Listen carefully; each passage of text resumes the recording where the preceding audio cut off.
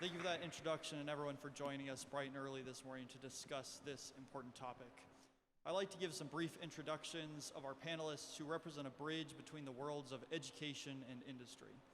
Mike Ramsey is the Executive Director of Workforce Development for the City of San Antonio, where he oversees the implementation of SA Ready to Work program. Previously worked as the Dean of Workforce Development at St. Petersburg College and Hillsborough County Public Schools, where he oversaw career, technical, and adult education programs. Zach Abbas is cybersecurity and programming teacher at Sam Houston High School, part of the Pathways to Technology program.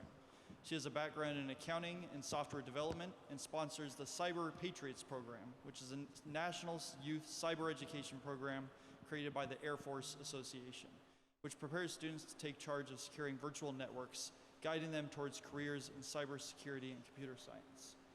Next up is Katie Feng, the founder and CEO of SchoolLinks, an enterprise software as a service company in the education space, focusing on college and career planning and workforce development. SchoolLinks was named one of the top 10 most innovative companies in education by Fast Company in 2023. And Teresa Salinas is currently the Chief Innovation Officer in the Edgewood Independent School District. Salinas leads the Edgewood community by providing opportunities for students and families to be able to choose from a school that directly aligns with their interests. Today we're going to be discussing the future of the workforce here in San Antonio and across the country, and how schools and classrooms are keeping up or not with the rapidly evolving needs of a shifting workforce. The so-called skills gap has been a growing concern for industry leaders for years. 2018 brief by Business Roundtable said that the bulk of the skills gap is the result of an educational system that hasn't kept pace with the evolving economy. This gap has continued to steadily widen, hurting prospective workers, business, and the economy. A Deloitte study from the same year predicted that the skills gap may leave an estimated 2.4 million positions unfilled between 2018 and 2028, the potential economic impact of $2.5 trillion. So, with the backdrop of ChatGPT and AI disrupting the workforce and the skills gap even faster, I want to start off with a question for all of our panelists of what role do schools play in addressing this skills gap? Start off. Thank you, Isaac. Schools play the most critical role in addressing the skills gap. On the front end of the education pipeline into the workforce, starting at pre-K all the way up through the primary grades, through middle school and high school, those foundational skills that our students need, critical thinking, problem solving, the ability to take new information, assimilate it, and apply it, are what's really going to ensure that that skills gap is narrowed. As our school districts work diligently to make the curriculum that their students are learning relevant to a real-world application, STEM being at a central focal point of learning for even our youngest of students within the San Antonio area, they will be equipped, they'll be prepared to learn whichever new technologies come through and are prevalent within our workforce needs of our local employers. So when you think about arithmetic, and you think about reading, when you think about writing and communication, those basic foundational skills are going to be in demand no matter what the new occupations of the future are. For our students who are in the first grade now, by the time they graduate from high school or matriculate through post-secondary education and training or college, their jobs that are going to be in demand don't even exist yet. The impacts of artificial intelligence, machine learning are yet to be felt in its full impact here in our community. So as they continue to grow and continue to develop those technologies, our students have to be aware of them. Those basic foundational skills have to be embedded in order for them to be equipped for the workforce of the future. For sure. And my name is Zach. I'm a cybersecurity instructor, and I've seen that one of the most imperative things we can do is to bridge this skills gap is to get them involved with industry partners. We're very strongly involved with several major industry partners. Most of them are DoD certified and endorsed as well. And our students have work-based learning, internships, they have summer programs. We have, I have personally taken them on about 10 different field trips in just the last 8 months or so. And they seem to be extremely gravitating towards the technology that is new to them. They're embracing it faster and with more enthusiasm than we would expect. I believe that the skills gap is going to really shrink because these students are really working very well. With the industry partners, they're literally looking for more things to do. We partner with SPC, St. Philip's College, and a large part of our college courses are a lot of independent learning. There's no way to hone your skills as far as computers where you have to actually teach yourself these skills, and these are self-paced. And by the end of the year, these students are Cisco CCNA certified, CompTIA certified, and really ready to enter the workforce without even a bachelor's degree so far.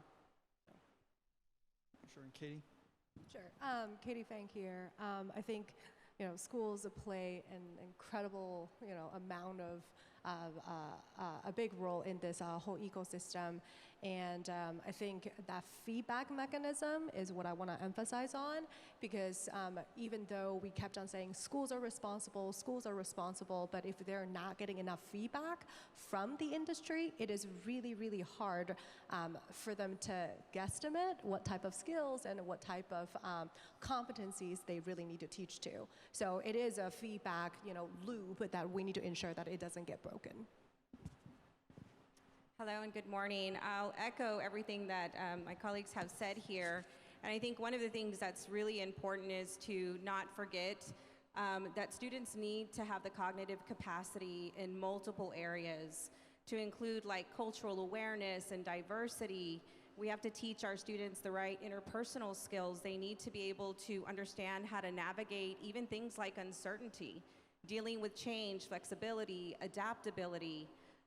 We need to ensure that we're focusing on social and emotional learnings. Our students need to be able to be strong enough to identify even the emotions that they're feeling, why they're feeling the way they're feeling, how to self-regulate those emotions.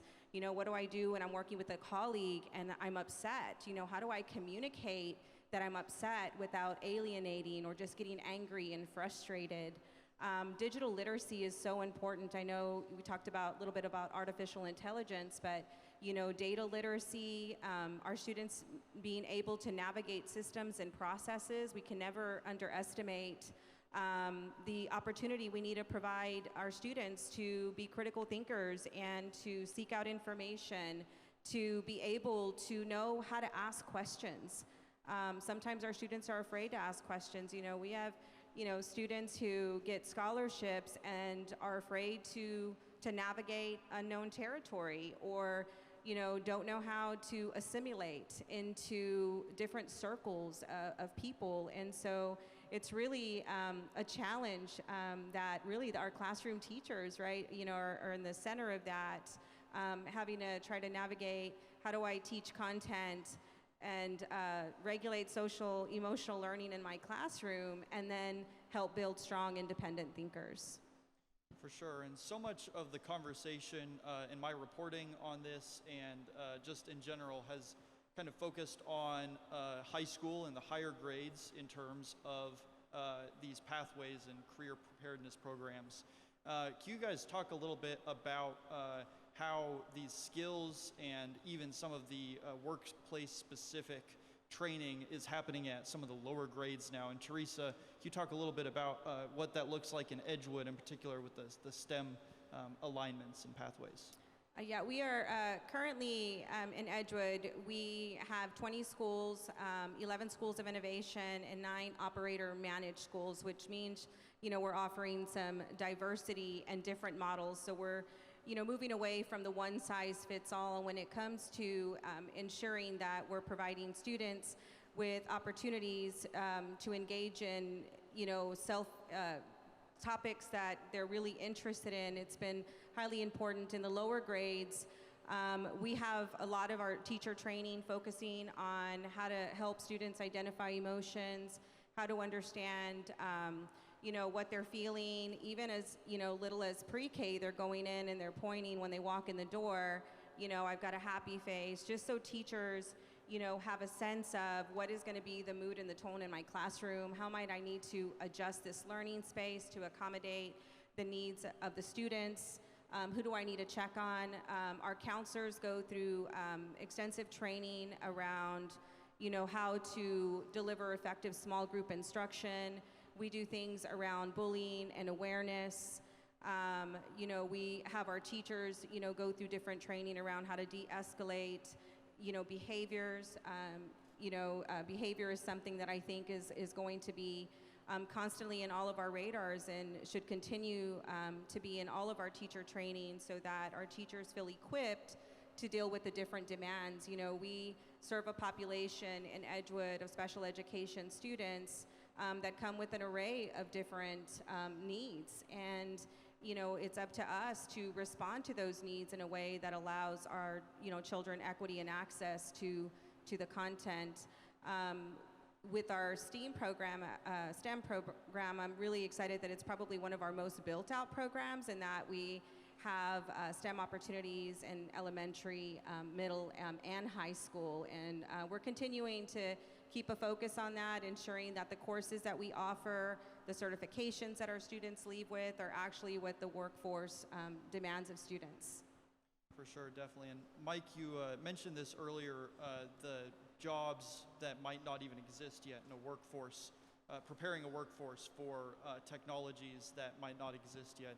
Can you talk a little bit about what schools should be doing and how schools really can be preparing students for a workforce that we don't really know exactly what they'll need at this time? I think those foundational skills that are going to be applicable no matter what the occupation or what the industry sector is. Those problem-solving skills, project-based learning is a great way for all of those foundational skills to be embedded into the minds of our students. When you talk about teamwork, when you talk about problem-solving, critical thinking, being able to take new information, comprehend it, process it, and then apply it to new situations, those are going to be the foundational pieces that are going to set the foundation for our students to be able to thrive in a world where we don't know what's coming. How is the new emergence of new technology going to impact their daily lives? And as we continue to promote the STEM pathways from the primary grades all the way up through the secondary level and into high school, combined with work-based learning, those work-based learning opportunities where students can experience what it's like to go into the workplace and do job shadows, do internship, have apprenticeship opportunities where they can actually work while they're matriculating through their educational journeys. As we continue to embed those work-based learning opportunities for students, that's going to expedite their readiness for entering the workplace. For sure. And Zach, can you talk a little bit about how you, in your classroom, talk to students about, jobs that might not exist yet, and how you're preparing them as, I'm sure even throughout the school year, jobs are evolving in what the needs are? We did have a discussion. We have it on an ongoing basis about students holding jobs that do not even exist.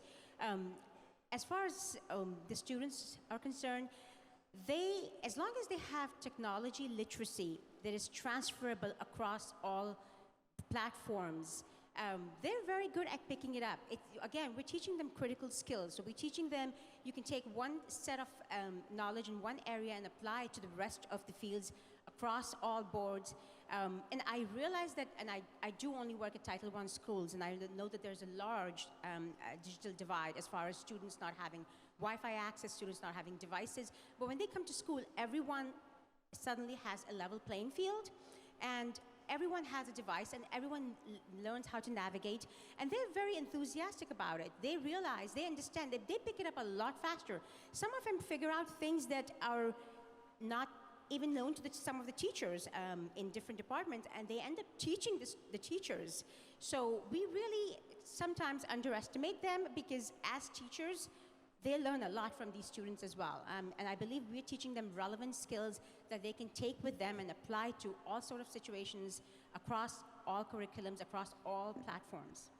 For sure. And Katie, your organization, your company has one foot in the schools, one foot in the industry. So you talk a little bit about, you know, how to address that problem and you know, what role you play in that. Absolutely. So run a company called SchoolLinks. Started out actually after I graduated from college. So whenever I'm asked, what is your background? How did you get into this? It's all based on, you know, personal experience, and just I felt like I was a little bit ill prepared for the workforce and didn't really understand what I wanted to do.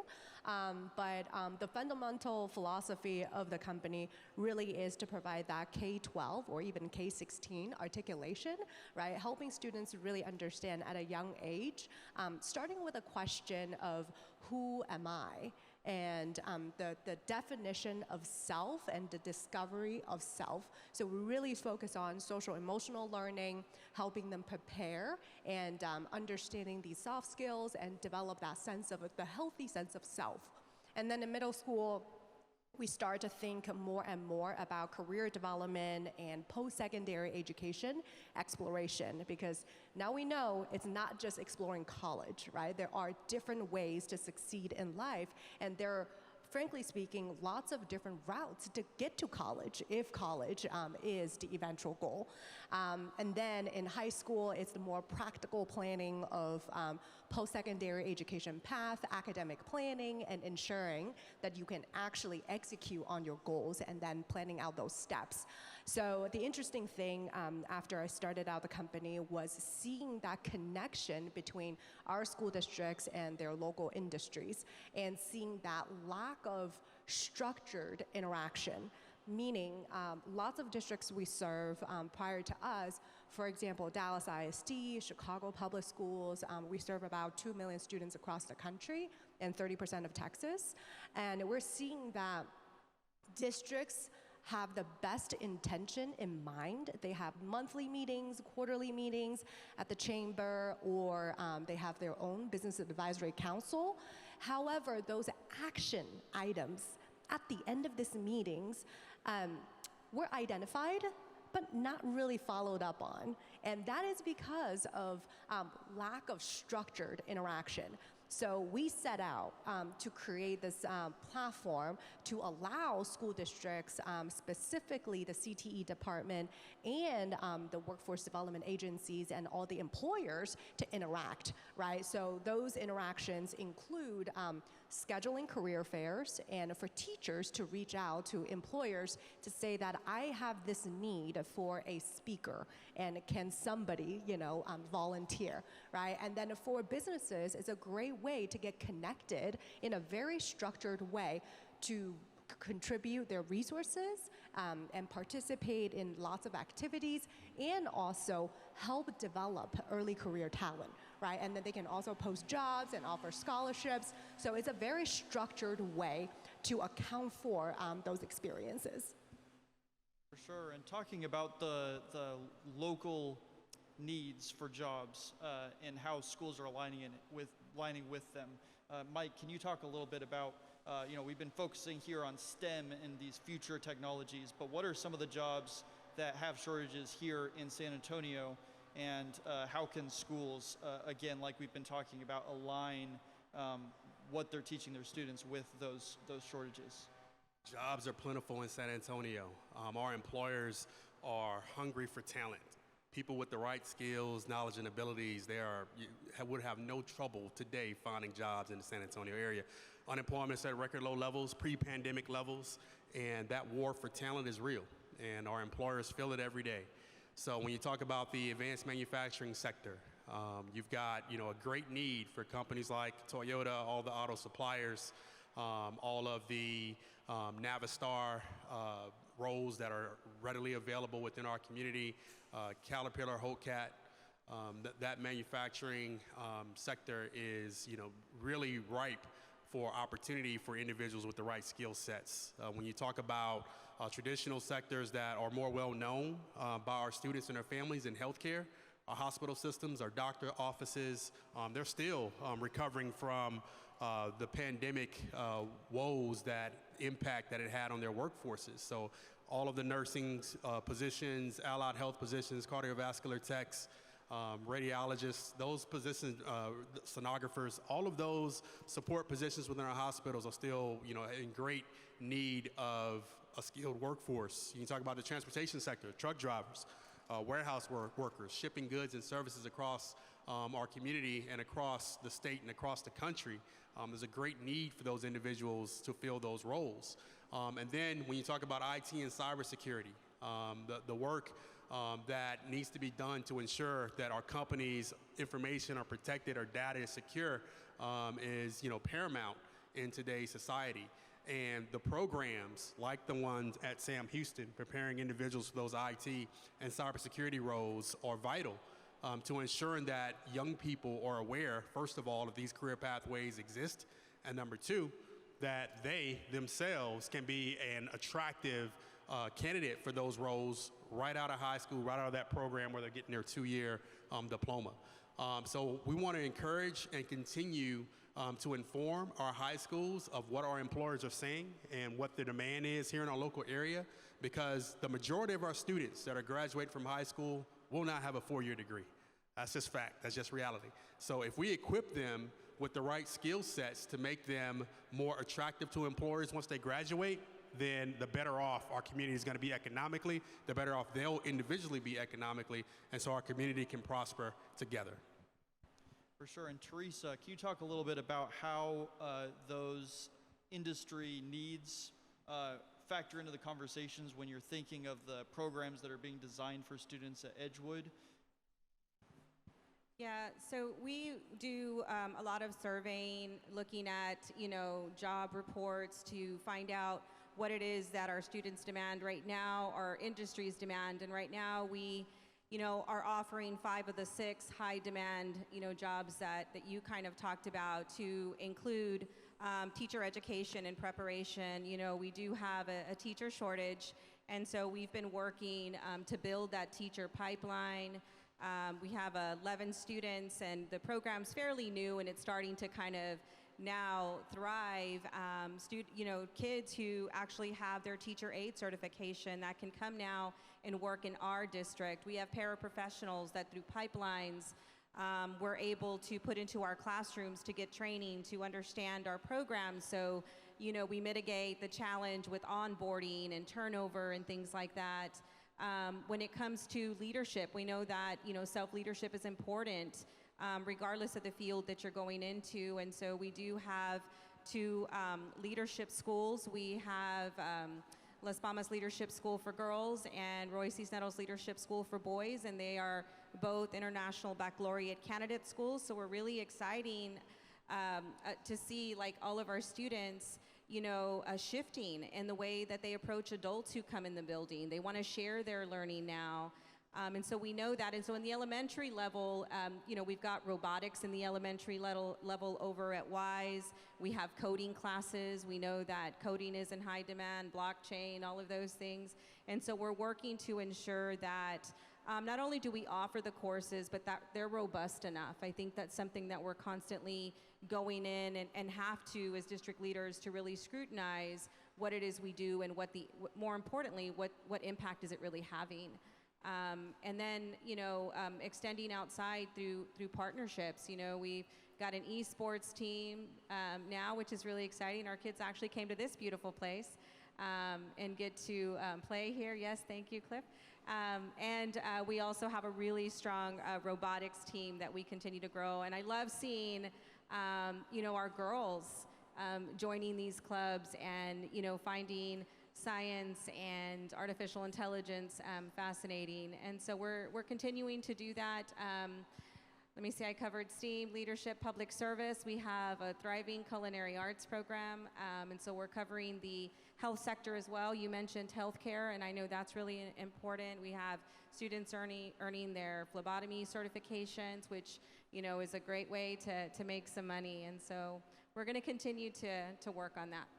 For sure. And you mentioned, making sure these programs are working. And I was wondering to the whole panel, and Katie, I think we talked a little bit about this earlier, how you kind of track whether these programs are working and these initiatives are working post-graduation, and actually kind of tracking students into the workforce to see whether all of the different investments that are being made are actually paying off. Absolutely. I think technology, tech-enabled solutions play a large role in tracking. So for us, we have developed extensive alumni solutions to really facilitate that type of tracking. I'm a big fan in leading indicators. So it's not just the lagging indicators you can track after 2 years from graduation. It's really about the leading indicators and surveying the employers and to ask, like, are our students meeting your needs, right? And then also as the students, are you still passionate about this particular career path or this internship based on the internship experience you just received? So this type of surveying is really helpful. And then also from the employer side, the feedback mechanism, like I mentioned before, plays a critical role, right? So, and then after the program, completes and then understanding, continuing to follow the students and understand where they're going for jobs, and then are there any type of particular alignment areas that you can see and can spot, and then to further evaluate your program effectiveness. I think tracking isn't just collecting back data, it's a continuous process, and it's a framework that we have to follow and understanding the leading and the lagging indicators. For sure, definitely. We talked a little bit about this earlier, but so much of the conversation is around specialized coursework that is going towards a specific career.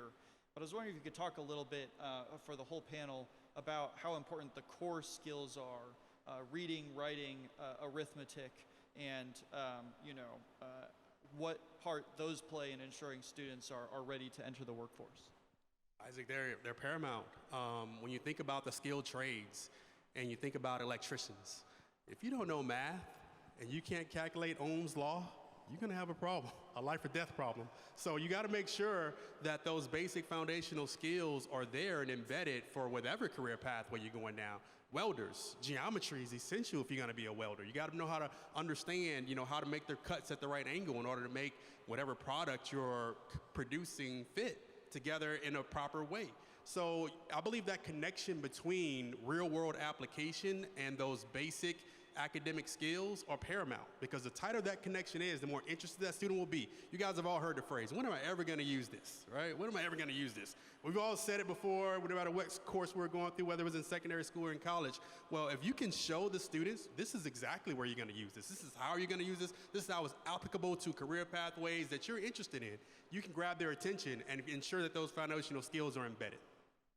And I want to add that I emphasize to the students that no matter what certification you're going to take, you're going to have to read the questions. You can't answer anything without reading the questions. My background is in industry is software development, and so I teach a lot of programming and coding courses. And believe it or not, a large part of coding is really reading business requirements. You have to understand what the customer wants. You have to be able to eloquently communicate what you can deliver. Okay? If you can't do any of that, no one's going to trust you to actually produce the application.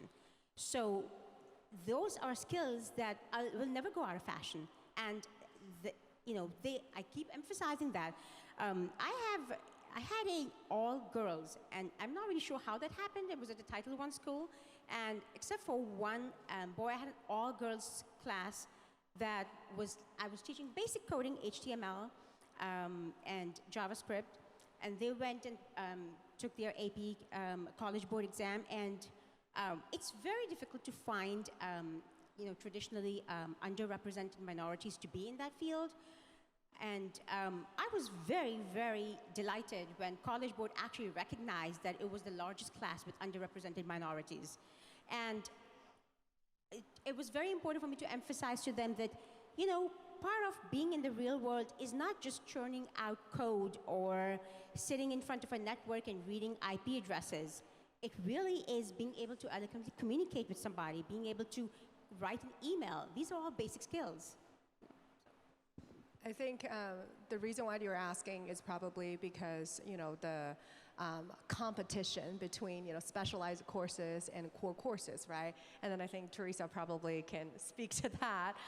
And we do see the challenges, right? Students who are in the AP track, sometimes it's just like honors track. It's really, really hard to make room in schedules, right? In their schedules in order to take some specialized classes. But I think it doesn't mean it's not important. So one of the innovative things, approaches that we've observed was from a partner district of ours in it's North Kansas City. And what we've seen is that they have probably 5 or 6 different versions of the core courses. So if you are a career pathway specific student enrolled in that career pathway, you have a different English and you have a different math.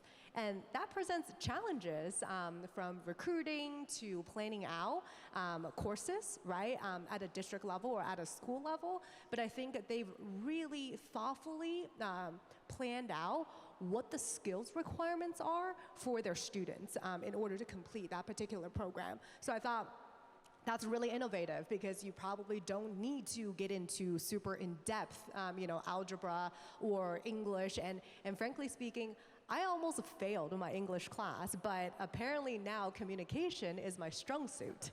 So, business communication sometimes can be very different from literature analysis, right? So we need to understand there are different ways and different applied methods that students need to learn. And I'll kind of piggyback on you because, reading, writing, listening, speaking, all of those things are important, but equally important is how we make connections to what it is we're reading, and thinking, and how those connections can help us navigate, the challenges we're going to face when, we become adults and leave the security of the classroom and have to figure things out, right? Find out what we love. And so I think that's extremely important. I think when it comes to determining, how much you push core academics and how you fuel students with specialized courses, I think it's a balance. Our students, many of us probably know, and maybe sitting in this room, I went to school every day, right, because I got to be on the football team, and I know I had a pass because that was what I loved doing. And so our kids need to be inspired, by not just the things that are required of them in order to successfully graduate, but the things that really can have life-changing impact, right? And some of these courses, when they get to take them and pursue their interests, they are life-changing for kids. They do help shift the mindset around, I'm gonna continue to have grit around doing the analytical analysis with classical literature, and I think in the classroom it's important that, we continue to provide exposure to varied text and to ensure that, our students grapple with primary source documents, that they get to read real world, handbooks from someone's HR team. So when they know they go into the workforce, they're gonna have to be able to navigate not just what I'm reading and understanding, but what do I need to shift and how does this, going to impact me? Yeah, if I can add one more thing, I feel like those specialized courses or that particular interest or pathway is what keeps kids going. So that they can backward calculate, and a good teacher will help them backward calculate, and then these are the foundational boring things that you have to do, right? But without that interest, passion, and motivation, life lacks meaning. And kids start to do things they're not supposed to do, right? Because they can't find that passion in the classroom. And I'm sorry, Isaac, one more thing. Because I think also it goes back to the topic we were talking about before about those transferable skills. Because if we're, so focused on specific occupations and we don't ensure that it's balanced out with skills that are transferable, as industry changes, as the job demands change, our students won't be equipped. So we have to do both. It has to be a balanced approach for ensuring that they get specialized trainings for the jobs today, but they get the foundation of preparing for jobs for the future. For sure, definitely. And, I feel like we can't really have this conversation without looking at the impact the pandemic had on some of those foundational skills. In San Antonio, less than half of students are reading on grade level, and math took a particularly hard hit during the pandemic. So I am kind of asking the same question in a different way, but how important is it to kind of have those foundational skills at the elementary levels to be able to, you know, have success in the more specialized courses? I think what we can do at an elementary level is introduce them to different ways of catching up with those the foundational skills that they are lacking. Part of the thing is, if you bring in literature or if you bring in any kind of subject matter that they can personally relate to, that they can identify with, I think that helps them dig deeper into it, that helps them be immersed more in it, that helps them want to be more of a part of it and take it home with them. As far as elementary school goes, there's a lot of activities, after-school activities, there's tutoring, there's even Saturday programs. I know a lot of elementary schools do Saturdays, 6-hour sessions to bring students who were you know, lagging behind up to speed. Towards the end of the pandemic, and I know this from my own children, if you were failing, you were brought in to be in person, and if you were passing, you could still do this via remotely. So the schools did make an effort to make sure that they did have some face-to-face time, so they did catch up and were not completely behind several grade levels. I feel like, are we including soft skills and social emotional skills that's into my the next foundational question. skills? That's my next question. Yeah, sorry, I'm jumping ahead. But those are so important, right?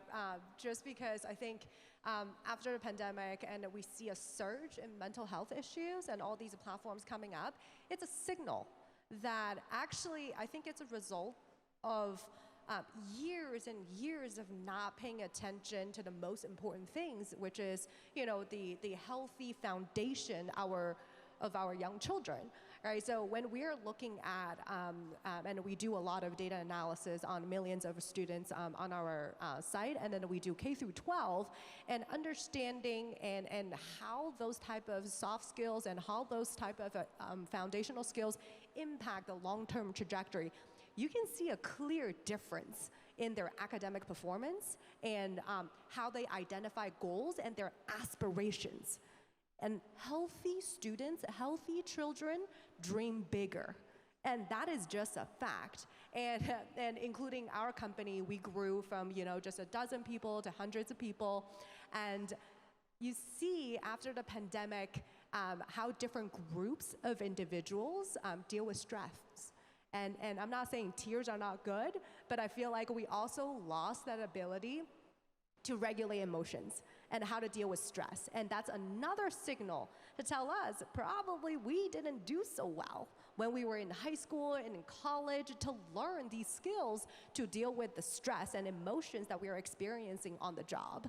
So it's just, I don't know, the only thing that we can do is pay more attention now, because we can't really fix what has already happened. We can remedy, right? But then the root cause needs to be fixed, and we need to be braver and more courageous in having those conversations. And I want to mention, based on this, that I think for this reason, every teacher needs to be aware, everybody who's in the classroom, everybody who interacts with students, but to be honest, whether they're in the classroom or not, that in this case, the Maslow's hierarchy of needs is important. You know, students need to feel safe, they need to be heard, they need to know that somebody cares, and when all those needs are met, then they'll dream bigger. For sure, definitely. And earlier we were talking about, you know, bringing the preparation for STEM, obviously the core skills down to lower grades, even elementary school.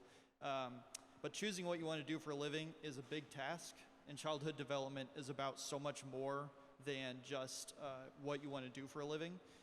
So I'm wondering if you could talk a little bit about how schools and industry partners that are working with children and students can kind of balance the need to kind of upskill and the need to let kids be kids and kind of develop, you know, on their own. Could you repeat the question, Isaac? I lost you. Sure thing. How do you balance the need to prepare students for the workforce and the kind of natural tendency for kids to be kids and kind of explore and not have that pressure of deciding what they want to do, you know, when they're in elementary school or middle school or even at the beginning of high school if they, you know, don't know yet? So I want to say A very good example comes to mind. When we observe toddlers play, they're not really playing, they're learning. And so when you allow kids to be kids, they're actually learning. Being in their environment, communicating with each other, learning how to be the class clown, whether it be using humor as a defense mechanism, or learning how to go back and forth in conversations, whether it be one-on-one or in a group. These are all aspects of learning. So I want to say they go hand in hand. You allow kids to be kids, you're really preparing them for the future. When you take away that and you expect them to be robots and sit all day in one chair and just listen to somebody go on all day, now you're not allowing kids to be kids.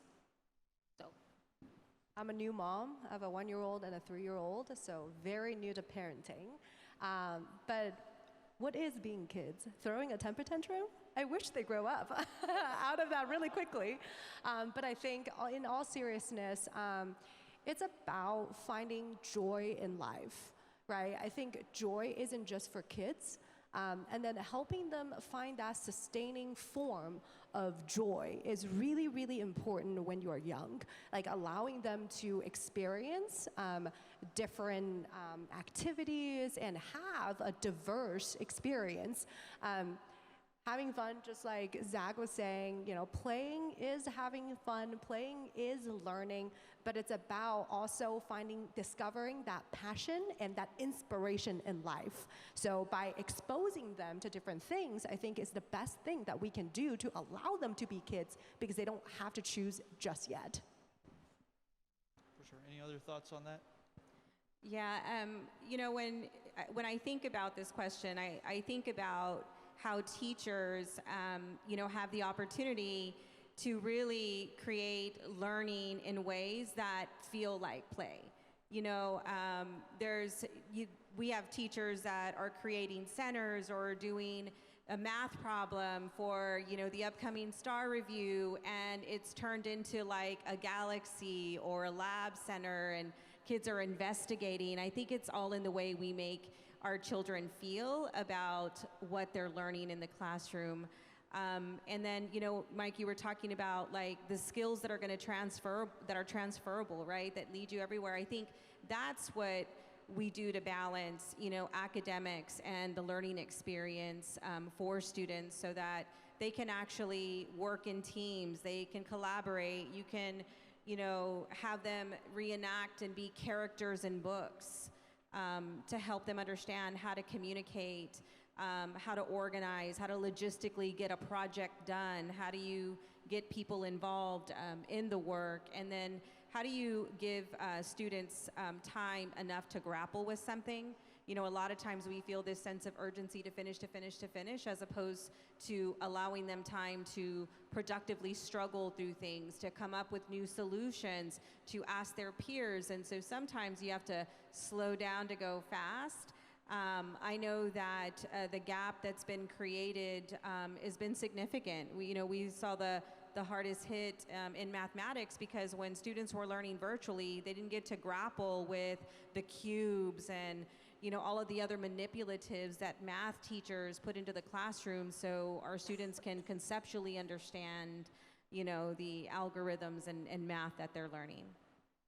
Yeah, and I think, it's not being locked into a career path when you're in elementary school or middle school, or even high school for that matter. I view it as a journey of deciding what you like and what you don't like. Because the earlier they can figure out what they don't like, the quicker they'll gravitate towards what they do enjoy and where their passion truly lies, which aligns to their interest, skills, and abilities, so they can get on a true career pathway for themselves. When you think about, college, how many people changed their majors, after they got into the subject matter and decided, this is not for me.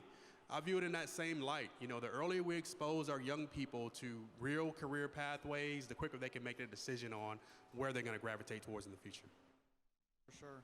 One of the concerns that came up when I was reporting on these issues in Fort Worth was from parents that were seeing industry partners that were helping decide, curriculum and, all the different pathways for students to basically help them get into specific positions once they graduated.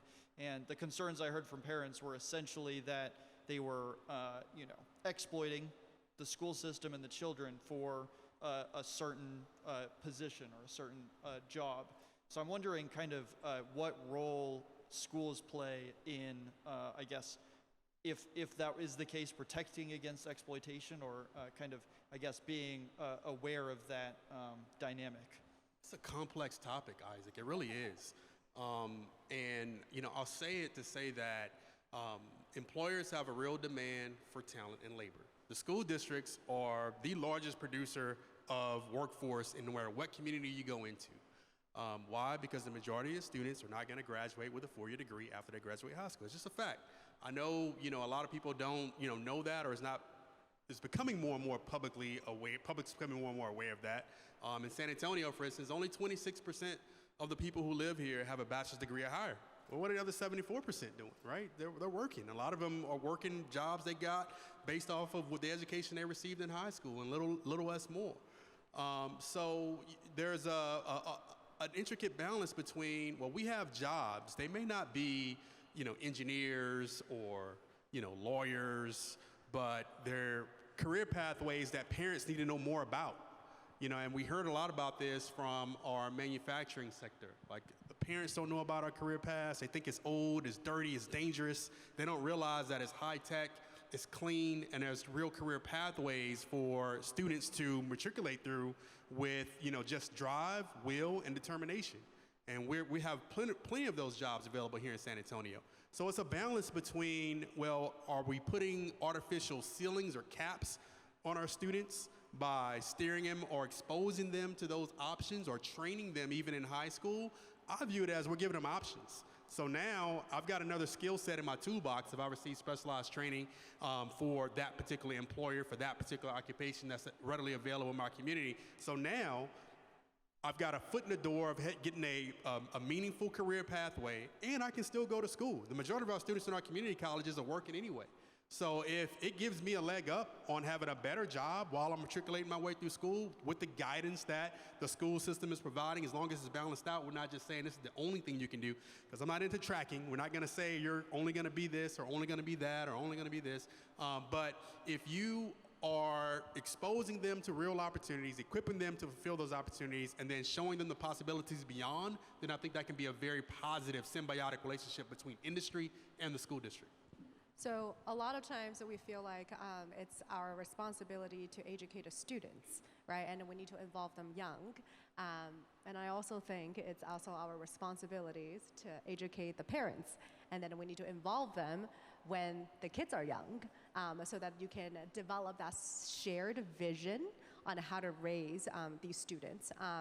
And there's a saying, right? It takes a village to raise a kid, and that's like awfully true. And it takes the parent side, the teachers, the school districts, and also the employer. And then I think in our just observing different strategies, and with, you know, thousands of, actually like tens of thousands of schools on our platform, we can see which ones are doing better than the others, and usually it's the parental engagement that's a success and leading indicator on students' performance, right? You see how many parents are consuming the content from our platform on career exploration.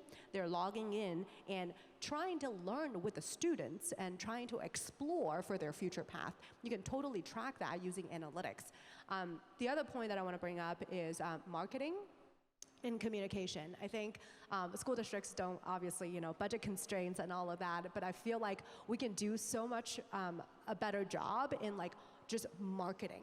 There are so many great things all our school districts are doing, but we are not paying attention on the messaging and the narrative to help parents understand, and frankly speaking, help communities understand and amplify the good things that they're doing. And I think, you know, the reports and, you know, PR is really helpful for the mass to consume, right? Like, it's not like they don't want to know. It's more about misinformation if you don't control the narrative as a school district.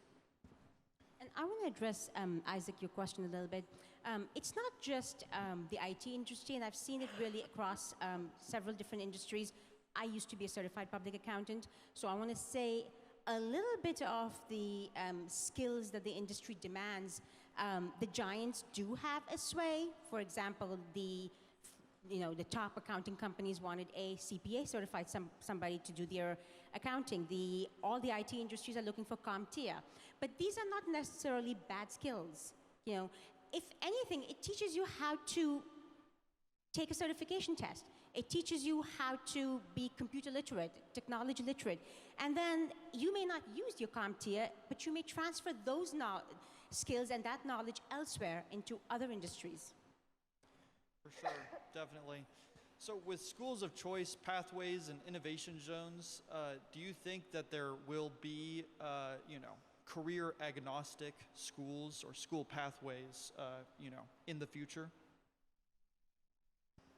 Everybody's looking at me. I definitely think that we need to be prepared. I think that we need to continue to explore different ways of having our students access different models of learning, virtual hybrid. When, we came back, from the pandemic, we found that there were kids that actually thrived in that setting. And so being able to, bring in some of the great lessons that we learn through that about how our children learn and which children learn best are gonna be extremely important. I think the more that we continue to blend schooling with workforce demands, the better prepared our students will be to enter the workforce.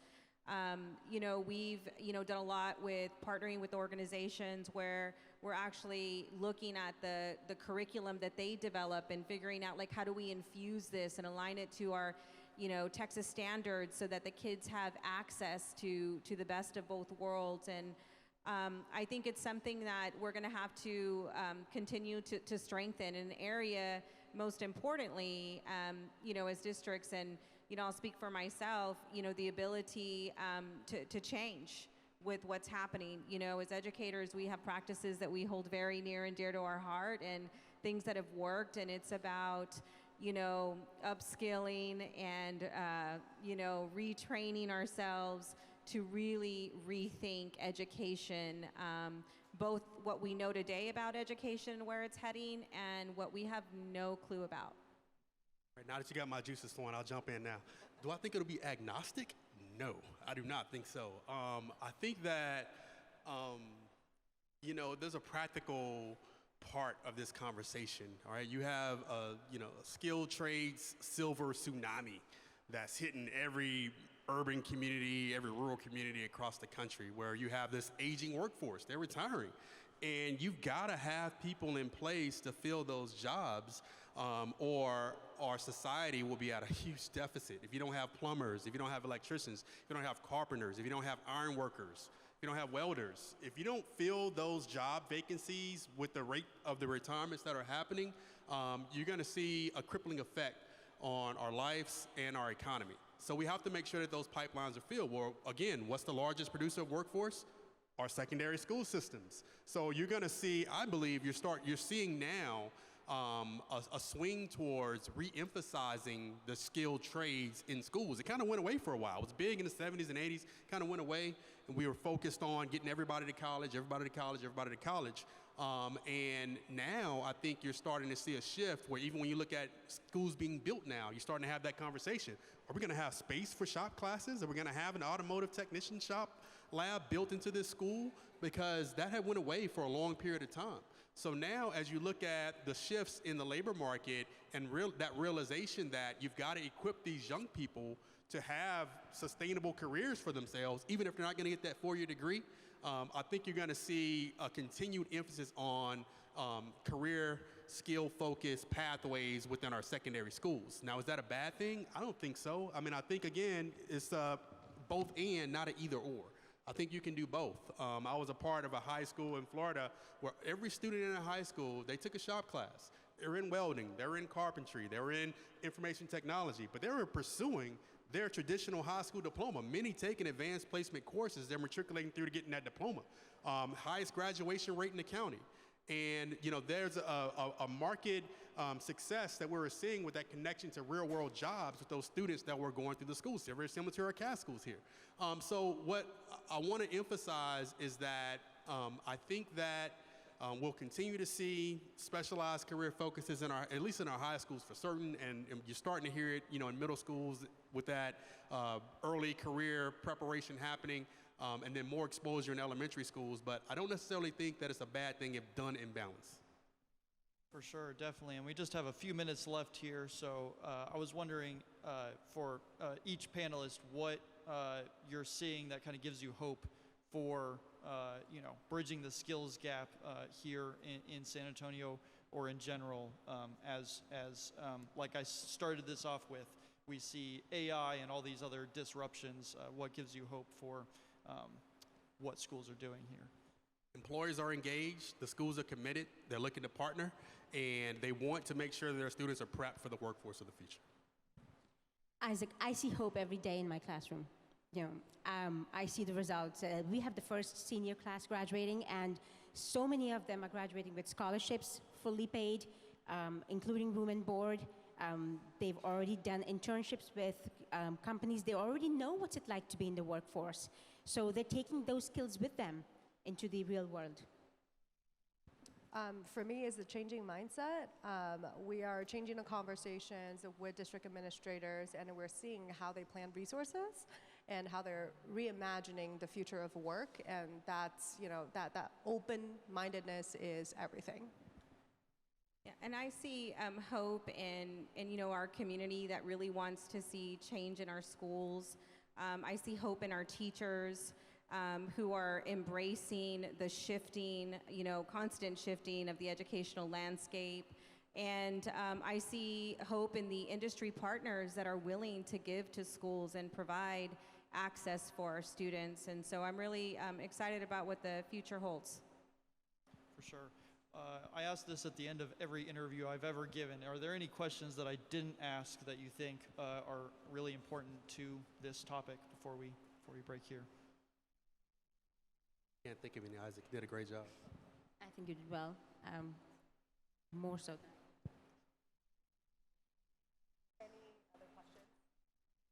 Awesome. Well, I think that is everything. Well, I want to thank my panelists and thank everyone for coming out today.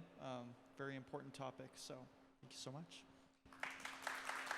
Yes, a big round of applause for such an amazing panel and moderation. Thank you all so much.